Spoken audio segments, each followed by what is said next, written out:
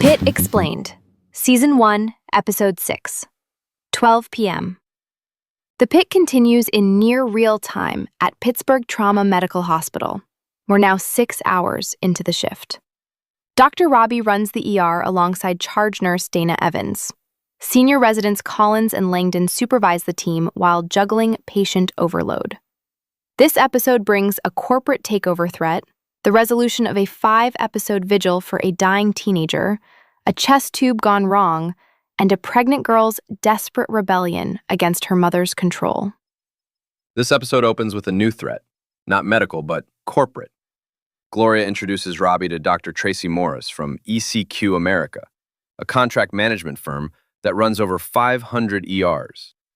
The hospital board is impressed with their metrics on patient satisfaction and billing. Robby pushes back hard. The problem isn't metrics, it's 6-hour waits because they can't staff enough beds. But Gloria's ultimatum is clear: improve scores or we outsource the ER. That pressure drives everything this hour. Meanwhile, Christy Wheeler's abortion case from last episode carries over. Eloise blocked it and the family is arguing. Robby separates them, buys time. What about the falsified records? Still in the system. Career ending if anyone looks.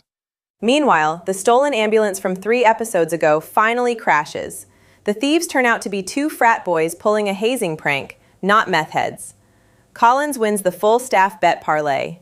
They're facing jail time for a pledge stunt gone wrong. Miles, the driver, has a dislocated clavicle crushing his windpipe. Langdon reduces it with a towel clip. Separately, Santos treats a ladder fall patient whose broken ribs cause a hemothorax. She finally gets the chest tube she's wanted since episode 3. And she drops the scalpel into Garcia's foot. Garcia takes over, finishes the chest tube herself, then tells Santos there's a fine line between confidence and cockiness. Both need blood panels now for the sharps exposure. It's a physical accident, not a judgment error like last episode, but it still costs Santos. The heaviest scene is Nick Bradley. Perfusion scan comes back showing no blood flow past the brainstem. This kid has been here since episode 2, 18 years old, fentanyl overdose.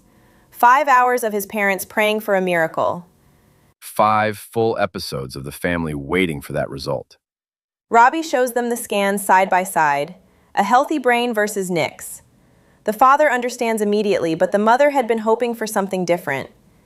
He introduces Emma Isaacs, a family support specialist, who walks them through next steps. When Emma raises organ donation, Nick's license said he wanted to be a donor. His mother refuses and storms out, insists he was too young to make that decision. The father stays and apologizes. How does Robby handle that? It never gets easier. That's all Robby can bring himself to say. The caregiving thread hits hard too. Ginger's daughter Rita vanished last episode and is still gone. Mel consults the social worker who says caregiver abandonment is growing as boomers age. Dana tells Mel to stop dwelling and be present for her patient. So Mel goes to Ginger and is honest. She doesn't know where Rita is, but they're looking. Then she steps out and calls her own sister Becca at a care facility. Becca teases her about finding a boyfriend. Warmest moment in a heavy episode. That call explains why Mel takes this case so personally. She chose to stay when someone else chose to leave. Meanwhile, Robby gently talks Theresa Saunders, the Ipecac mother, into seeing a behavioral health specialist for her grief after her husband's death. McKay pushes harder on that situation. She wants police involved because Theresa's son David has been writing lists of girls he wants to hurt. But Robby won't do it. He refuses to destroy a kid's life over a thought crime. Neither of them is wrong. That tension stays unresolved. The episode ends where it began, with Christy.